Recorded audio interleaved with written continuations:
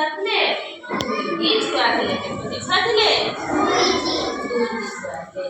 ଗୋଟିଏ ରଙ୍ଗ କଳା ଆଉ ଗୋଟେ ରଙ୍ଗ ମାଟିଆ।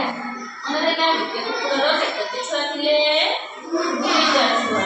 ଗୋଟେ ରଙ୍ଗ କଣ ଥିଲା? କଳା ଆଉ ଗୋଟେର ମାଟିଆ।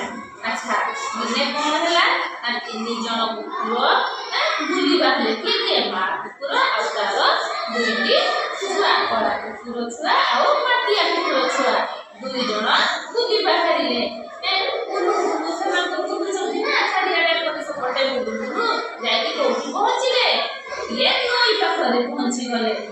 ନଈ ପାଖରେ ପହଞ୍ଚି କଣ କଲେ ସେମାନେ? କହିଲେ ତ ବୁଲିବା, ଆମେ ଏପଟୁ ସେପଟୁ କେମିତି ଯିବା? କଣ କରିବେ? ନା ପହଁରିକି ଯିବା। କଣ କଲେ? ମା କୁକୁର ଆଉ ତାର 2 ଛୁଆକୁ ଧରି କଣ କଲେ? ନଈରେ ପହଁରି ପହଁରି ନଈ ପାରି ହେଲେ।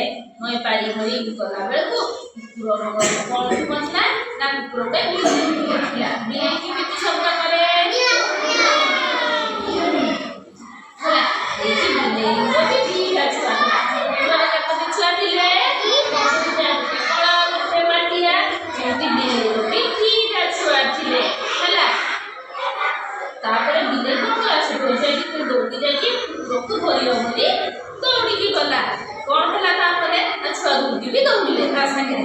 ହେଲା, ତାପରେ କଣ ହେଲା ନା ସେ ଯୋଉ କୁକୁର ଛୁଆ 2 ଜଣ ଥିଲେ ବିଲେଇର 2ଟି ଛୁଆ ସାଙ୍ଗରେ ଖେଳିବାକୁ ଲାଗିଲେ।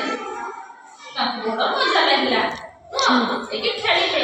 ତାପରେ ଏଇ ଯୋଉ କୁକୁର ଛୁଆ ବିଲେଇ ଛୁଆ ସାଙ୍ଗରେ ଖେଳିଲା ଦେଖିକି ବିଲେଇଟା କୁକୁର ଯାଇଥିଲା କାଳେ କାମୁଡ଼ି ଦବ ତା ଛୁଆକୁ କହିକି ବୁଡ଼ଉଥିଲା, ଆଉ ବୁଡ଼େଇଲାନି।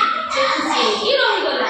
ତାପରେ କଣ ହେଲା ନା ମା କୁକୁର ଆଉ ଛୁଆ ବିଲେଇ ମା ବିଲେଇ ଆଉ ମା କୁକୁର ମାନେ 2 ଜଣ କଣ କଲେ? ନା ମିଳିମିଶିକି ରହିଲେ। ସେମାନଙ୍କ ଛୁଆମାନେ ଖେଳି ଦେଖି ମା କୁକୁର ଆଉ ମା ବିଲେଇ ଖୁସି ହେଇଗଲେ। ଆଉ କଣ କଲେ?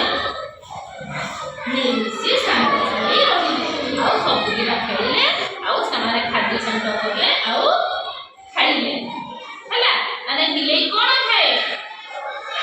ବିଲେଇ ମାଛ ଭଜା ଖାଏ, ମାଂସ ଖାଏ।